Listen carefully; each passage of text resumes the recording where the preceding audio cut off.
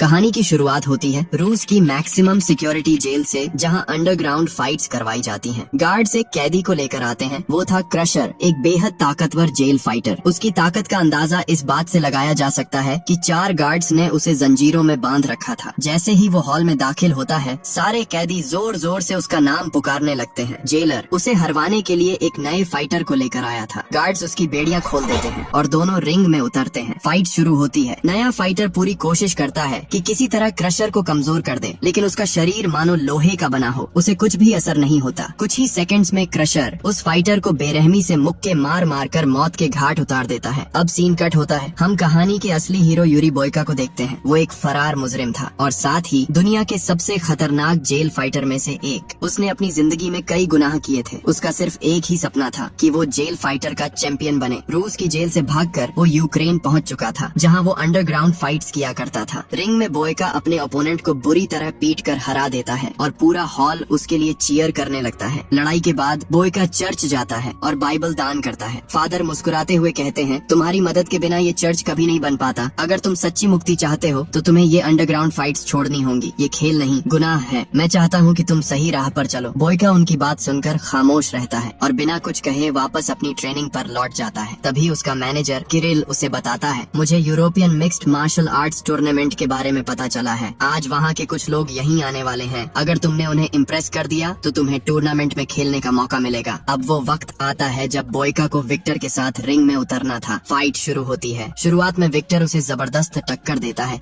लेकिन आखिर में बोयका का जुनून और ताकत हावी हो जाते हैं। वो विक्टर के चेहरे पर जोरदार किक मारता है। विक्टर जमीन पर गिर जाता है। उसका माउथ गार्ड बाहर निकल जाता है। वो दोबारा उठकर हमला करने की कोशिश करता है, मगर बोयका के एक मुक्के से वो फिर नीचे जा गिरता है। बोयका उससे कहता है, give up Victor, it's over. लेकिन विक्टर गुस्से में फिर हमला करता है और इस बार बोयका के एक जबरदस्त पंच से वो बेहोश होकर गिर पड़ता है। बोयका जीत जाता है। चारों तरफ उसका नाम गूंजता है। टूर्नामेंट के एजेंट्स उसके पास आते हैं। 2 हफ्ते बाद टूर्नामेंट शुरू होगा। अगर तुम जीत गए तो तुम्हारी जिंदगी बदल जाएगी। किरिल उसे जीत के पैसे देता है। बोयका घर लौटने लगता है, लेकिन विक्टर को फाइट के दौरान गंभीर चोट आई थी। उसे अस्पताल ले जाया गया, लेकिन वो बच नहीं पाया। बोयका को ये बात अंदर से तोड़ देती है। रात भर उसे नींद नहीं आती। उसे फादर की बात याद आती है, अगर तुमने सही रास्ता नहीं चुना तो गॉड भी तुमसे नाराज हो जाएंगे। अगले दिन वो किरिल से पूछता है, विक्टर कैसा है? किरिल भारी मन से कहता है, उसके दिमाग पर गहरी चोट लगी थी, वो अब नहीं रहा, लेकिन तुम्हारा इसमें कोई कसूर नहीं। हर फाइटर जान दांव पर लगाकर ही रिंग में उतरता है। बोयका की आंखें भर आती हैं। वो पूछता है, क्या उसका कोई परिवार था? किरिल उसे विक्टर का बैग थमा देता है। बोयका बैग खोलता है। अंदर से उसे एक खत मिलता है जो विक्टर की वाइफ अल्मा ने लिखा था। खत पढ़ते ही बोयका का दिल टूट जाता है। उसे एहसास होता है कि उसने एक आदमी ही नहीं, एक पूरे परिवार को उजाड़ दिया। बोयका फैसला करता है कि वो अल्मा से मिलने रशिया जाएगा और किसी भी तरह अपनी गलती सुधारने की कोशिश करेगा। रूस में विक्टर का अंतिम संस्कार चल रहा था। बहुत से लोग वहाँ इकट्ठा हुए थे। शहर का सबसे बड़ा गुंडा जोराब भी वहाँ आया था। वो खामोशी से देख रहा था। उसके दिल में अल्मा के लिए एक अजीब सी दिलचस्पी जग चुकी थी। जोराब ने अल्मा के पास जाकर कहा, तुमने विक्टर के साथ मिलकर मुझसे बहुत पैसे उधार लिए थे। मुझे नहीं लगता कि तुम उसे चुका पाओगी। अगर तुम मेरी हो जाओ तो मैं तुम्हारी सारी परेशानियां दूर कर दूंगा। अल्मा ने कड़ी आवाज में जवाब दिया, मेरे पति के अंतिम संस्कार पर तुम ऐसी बातें कैसे कर सकते हो? क्या तुम्हें गॉड का थोड़ा सा भी खौफ नहीं? जोराब ने नरमी का नाटक किया, मैं बस तुम्हारी मदद करना चाहता हूँ। फिर वो वहाँ से चला गया। वहीं किरिल बोयका को नकली पासपोर्ट देता है। तुम्हें एक लोकल बस में बैठकर रशिया जाना होगा। बस बॉर्डर पार करके एक मिलिट्री चेक पॉइंट से होकर जाना है। वहाँ इंटरनेट नहीं होगा। अगर तुमने कोई गड़बड़ नहीं की तो किसी को तुम्हारी असलियत का पता नहीं चलेगा। बोयका नकली पहचान के साथ मिनी बस में बैठता है। चेक पॉइंट पर एक फौजी पूछताछ करता है। बोयका अपने फर्जी कागजात शांति से पेश कर देता है। फौजी को कोई शक नहीं होता और बोयका रशिया में पहुंच जाता है। वह होटल में अपना सामान रखकर खत में लिखे पते पर अल्मा से मिलने कम्युनिटी सेंटर जाता है। वहाँ कई अनाथ बच्चे थे। अल्मा उनका ख्याल रखा करती थी। अचानक जोराब के गुंडे आकर अल्मा को जबरदस्ती गाड़ी में बैठाकर ले जाते हैं। अल्मा जाते हुए एक पल के लिए बोयका को देखती है। बोयका कम्युनिटी सेंटर के गार्ड से पूछकर जोराब के अंडरग्राउंड फाइटिंग क्लब तक पहुंचता है। वहाँ अल्मा वेटर की तरह काम कर रही होती है। लोगों को शराब सर्व किया करती थी। अल्मा बोयका को देखकर चौंकती है। वो पूछती है, आप कौन हैं और आप मेरा पीछा क्यों कर रहे हैं? बोयका धीरे से विक्टर के बारे में बताना शुरू करता है, लेकिन तभी जोराब का सीनियर गार्ड स्लावा बीच में आ जाता है। स्लावा अल्मा को वहाँ से सुरक्षित निकालता है और बोयका को होटल के बाहर ले जाकर घेरता है। सीसीटीवी स्क्रीन पर जोराब बोयका को देख रहा था। उसने अपने गुंडों को हुक्म दिया, बोयका पर हमला करो। गुंडे टूट पड़े, पर बोयका ने एक एक करके उन्हें हरा दिया। स्लावा ने बंदूक निकालकर बोयका बोयका को डराने की कोशिश की। बोयका ने तेजी से बंदूक छीन ली और स्लावा को भी जमीन पर धकेल दिया। तभी जोराब खुद आया और बोला, तुम बहुत अच्छा लड़ते हो, यह मेरा क्लब है और मैं चाहता हूँ कि तुम मेरे लिए लड़ो। बोयका ने साफ कहा, मैं यहाँ लड़ने नहीं आया, मैं अल्मा से बात करने आया हूँ। जोराब ने कड़वाहट से कहा, मेरी इजाजत के बिना कोई अल्मा के पास नहीं जा सकता। मैंने इस शहर के साथ साथ उसे भी अपने कब्जे में ले लिया है। अगर तुम फिर उसके पास आए तो मैं तुम्हें जिंदा नहीं छोड़ूंगा। बोयका ने देखा वहाँ काफी सारे हथियारों से लेस गुंडे थे। एक अकेला वह इन सब का सामना नहीं कर सकता था, इसलिए वो चुपचाप वहाँ से निकल गया। जोराब ने स्लावा को हुक्म दिया, इस आदमी पर नजर रखो। स्लावा ने आदेश मान लिया। बोयका को अपनी पुरानी लड़ाइयों के सपने आते हैं, तेज, डरावने और खतरनाक। वह डर के मारे जाग जाता है। अगली सुबह बोयका फिर कम्युनिटी सेंटर लौट आता है। गार्ड उसे रोकने की कोशिश करता है। बोयका ने एक मुक्का मारकर उसे बेहोश कर दिया। वो अल्मा के पास जाकर विक्टर का खत थमाता है। अल्मा समझती है कि वो विक्टर का दोस्त है जो दूर से बस खत देने आया है। वो बोयका का शुक्रिया अदा करती है। बोयका पूछता है, क्या तुम्हारा बॉस जोराब तुम्हें परेशान करता है? अल्मा ने बताया, विक्टर और मैंने जोराब से कर्ज लिया था ताकि हम इन अनाथ बच्चों की मदद कर सकें। अब उधार चुकाने के लिए मैं जोराब के लिए काम करती हूँ। फिर अल्मा ने पूछा, क्या तुमने विक्टर की आखिरी फाइट देखी थी? बोयका घबराते हुए बोला, विक्टर ने अपनी आखिरी लड़ाई मुझसे लड़ी थी और उसके बाद वह चला गया। ये सब एक हादसा था, मैं उसकी कमी पूरी नहीं कर सकता, पर अगर मैं तुम्हारी किसी काम आ सकूं तो मुझे खुशी होगी। बोयका ने वही पैसे निकाल कर अल्मा को दे दिए, वो पैसे जो उसने विक्टर के खिलाफ फाइट जीत कर जीते थे। अल्मा गुस्से से बोली, तुमने पैसों के लिए ही मेरे पति की जान ली होगी, मुझे तुम्हारे पैसों की जरूरत नहीं। अब यहाँ से चले जाओ और अपनी शक्ल फिर मत दिखाना। बोयका चुपचाप वहाँ से चला जाता है। जोराब अपने फाइटिंग क्लब के लिए नए फाइटर्स की तलाश में था, लेकिन उसे कोई अच्छा फाइटर नहीं मिल रहा था। तभी बोयका वहाँ आता है। उसने एक गार्ड को एक ही मुक्के में गिरा दिया और पूछा, अल्मा ने तुमसे कितने पैसे उधार लिए थे? जोराब मुस्कुराते हुए कहता है, तुम्हारा अल्मा से कोई लेना देना नहीं, अपनी पूरी जिंदगी की कमाई से भी तुम उसका कर्ज नहीं चुका सकते। बेहतर होगा शहर छोड़ दो वरना मारे जाओगे। बोयका जवाब देता है, मैं एक सौदा करना चाहता हूँ, मैं तुम्हारे लिए फाइट करूंगा और बदले में तुम अल्मा का कर्ज माफ करके उसे आजाद कर दोगे। जोराब कहता है, ठीक है, तुम्हें मेरे लिए 3 फाइट्स करनी होंगी और अगर तुमने मेरे चैंपियन को हरा दिया तो मैं अल्मा का कर्ज माफ कर दूंगा। बोयका कहता है, मैं तैयार हूँ, लेकिन मुझे हर फाइट के बाद एक दिन का आराम और ट्रेनिंग की जगह चाहिए। जोराब उसे उसके असली नाम से बुलाता है, यूरी बोयका। वो हैरान रह जाता है कि जोराब को उसकी असलियत कैसे पता चली। जोराब कहता है, ये मेरा शहर है बोयका, यहाँ कोई मुझसे छुप नहीं सकता। पुलिस की चिंता मत करो, मेरे रहते वो तुम्हारा कुछ नहीं बिगाड़ सकते। स्लावा पूछता है, बॉस आप इस आदमी के पीछे वक्त क्यों बर्बाद कर रहे हैं? जोराब कहता है, हैरानी की बात है कि तुम यूरी बोयका को नहीं जानते, लेकिन जल्द ही जान जाओगे। थोड़ी देर बाद अल्मा बोयका से मिलने आती। वो कहती है, क्या तुम्हें लगता है कि फाइट्स जीतकर तुम मुझे खरीद लोगे? मुझे तुम्हारी मदद और पैसों की कोई जरूरत नहीं, बस मुझे अकेला छोड़ दो। बोयका कहता है, मुझे तुमसे कुछ नहीं चाहिए, विक्टर की मौत मेरी वजह से हुई, मैं अपनी गलती सुधारने के लिए ये सब कर रहा हूँ, मैं तुम्हारे साथ खुद को भी बचाने आया हूँ। अल्मा को यकीन नहीं होता और वो वहाँ से चली जाती है। बोयका पास के जिम में जाकर ट्रेनिंग करने लगता है। एक आदमी उसे परेशान करने की कोशिश करता है, लेकिन बोयका की एक किक से वो नीचे गिर जाता है। रात को बोयका जोराब के क्लब में जाकर बोरिस से फाइट करता है। बोरिस उसका मुकाबला नहीं कर पाता और बोयका ने उसकी गर्दन पकड़ ली, जिससे उसने हार मान ली। जोराब के कहने पर अल्मा बोयका को पानी देती है। बोयका पूछता है, क्या यहाँ आसपास कोई ऐसी जगह है जहाँ मैं शांति से ट्रेनिंग कर सकूं? अल्मा कहती है, 5 मिनट की दूरी पर एक जिम है, वहाँ तुम आराम से प्रैक्टिस कर पाओगे। बोयका कहता है, मैं वहाँ जा चुका हूँ, लेकिन वहाँ बेवकूफों की कमी नहीं, वो मेरी ट्रेनिंग में रुकावट डालते हैं। अल्मा कहती है, कल कम्युनिटी सेंटर आ जाना, वहाँ तुम्हें ट्रेनिंग करने की जगह मिल जाएगी। अगले दिन बोयका कम्युनिटी सेंटर पहुँचता है। अल्मा उसे विक्टर के पुराने ट्रेनिंग रूम में छोड़कर चली जाती है। बोयका ट्रेनिंग शुरू करता है। कुछ देर बाद अनाथ बच्चे वहाँ आकर उसे देखने लगते हैं। अल्मा उन्हें वहाँ से जाने को कहती है, लेकिन बोयका मुस्कुरा कर कहता है, उन्हें रहने दो, शायद इन्हें भी कुछ सीखने को मिले। अगली रात बोयका ने एक साथ ओजीरो और उसके भाई से लड़ाई की। शुरुआत में उसे काफी परेशानी हुई, लेकिन धीरे धीरे वह दोनों पर हावी होने लगा और ओजीरो पर जोरदार हमला कर दिया। मौके का फायदा उठाकर ओजीरो के भाई ने चुपके से बोयका की पीठ पर जोरदार लात मारी, जिससे उसकी पीठ में मोच आ गई और उसे बहुत तेज दर्द हुआ। अल्मा की ओर देखकर बोयका ने दर्द सह लिया और फिर तेजी से ओजीरो और उसके भाई को मात दे दी। दोनों बेहोश होकर जमीन पर गिर पड़े और बोयका ने ये फाइट जीत ली। जोराब हैरान रह गया, क्योंकि उसे उम्मीद नहीं थी कि बोयका एक साथ 2 फाइटर्स को हरा पाएगा। जोराब ने रशियन जेल ऑफिसर को पैसे देकर कहा कि क्रशर को यहाँ लाया जाए। ऑफिसर ने चेतावनी दी कि क्रशर एक खतरनाक मुजरिम है और उसे फिर से जेल से बाहर नहीं निकाला जा सकता। पिछली बार भी उसकी नौकरी खतरे में पड़ गई थी, इसलिए वह अब ऐसी गलती नहीं करेगा। जोराब ने कहा कि अगर ऑफिसर क्रशर को यहाँ ला दे तो उसे पैसे के साथ फरार मुजरिम यूरी बोयका भी मिल जाएगा। बोयका के बारे में सुनकर ऑफिसर ने राजी होकर क्रशर को लाने का वादा कर दिया। फाइट के बाद बोयका कम्युनिटी सेंटर में जाकर ट्रेनिंग करने लगा। उसका पूरा बदन दर्द कर रहा था, फिर भी वह लगातार ट्रेनिंग करता रहा। अल्मा आई और बोली कि विक्टर भी अक्सर फाइट के बाद ही ट्रेनिंग किया करता था। उसका कहना था कि जब मांसपेशियां दर्द करती हैं, तो वही ट्रेनिंग के लिए सबसे अच्छा वक्त होता है। वो उसके लिए मरहम लाई थी, जिससे उसकी पीठ को आराम मिलेगा। बोयका अपने हाथों से मरहम नहीं लगा पा रहा था, इसलिए अल्मा ने उसकी पीठ पर मरहम लगाया। अल्मा ने कहा कि तुम्हें मेरे लिए लड़ने की जरूरत नहीं है, मैं चाहती हूँ कि तुम ये शहर छोड़कर चले जाओ। बोयका ने पूछा कि वह खुद शहर क्यों नहीं छोड़ती, इतनी दूर चली जाओ कि जोराब तुम्हें ढूंढ भी ना पाए। अल्मा ने कहा कि अगर वह चली गई तो कम्युनिटी सेंटर के बच्चे रास्ता भटक कर गुंडे और माफिया बन जाएंगे। शायद बोयका को इस बात की गंभीरता का अंदाजा नहीं है। वह गुस्से में वहाँ से चली गई। जोराब ने अल्मा को विक्टर की मौत के बारे में गलत तरीके से भड़काया और बोयका के खिलाफ कर दिया और उसे किस करने की कोशिश की, लेकिन अल्मा ने उसे रोक दिया। जोराब ने धमकी दी कि अगर बोयका फिर आया तो वह उसे जिंदा नहीं छोड़ेगा और वहाँ से चला गया। अगले दिन अल्मा बोयका के कमरे में आई और उसने पूछा कि उस रात विक्टर के साथ क्या हुआ। वह चाहती थी कि बोयका उसकी आंखों में देखकर कहे कि वह सिर्फ एक हादसा था और उसने विक्टर को जानबूझकर नहीं मारा। बोयका ने कहा कि उसने जिंदगी में बहुत बुरे काम किए हैं और इसी वजह से वह लंबे समय तक जेल में रहा। शुरुआत से ही चैंपियन बनना मेरा सपना रहा है, पर मैंने कभी भी विक्टर को खत्म करने के बारे में नहीं सोचा। वह जानता है कि उसकी मदद से विक्टर वापस नहीं आएगा, पर उसे अपनी गलती का गहरा पछतावा है और वह अल्मा को आजाद करके रहेगा। अल्मा रोते हुए वहाँ से चली गई। रात को बोयका जोराब के खास फाइटर ईगोर से लड़ा। ईगोर ने लगातार बोयका की पीठ पर वार करके उसकी हालत बिगाड़ने की कोशिश की। बहुत दर्द के बावजूद बोयका ने अल्मा की खातिर दर्द सहते हुए ईगोर को हराने की लड़ाई जारी रखी। अंत में ईगोर बेहोश होकर जमीन पर गिर पड़ा। भीड़ बोयका के लिए चीयर करने लगी और अल्मा खुशी से रो उठी। बोयका को अब यूक्रेन लौटने के लिए मिनी बस में बैठना था, लेकिन जोराब ने उसे रोक लिया और कहा कि तुमने बहुत अच्छी लड़ाई लड़ी है, अब तुम्हें मेरे असली चैंपियन को हराना होगा। बोयका गुस्से में बोला कि मैंने तुम्हारे चैंपियन ईगोर को हरा दिया है, अब तुम्हें और क्या चाहिए। जोराब ने कहा कि ईगोर उसका असली चैंपियन नहीं है। अगर बोयका असली चैंपियन को नहीं हराता तो वह अल्मा को आजाद नहीं करेगा और उसे बेच देगा। बोयका के पास और कोई रास्ता नहीं था, इसलिए वो लड़ने के लिए मान लिया।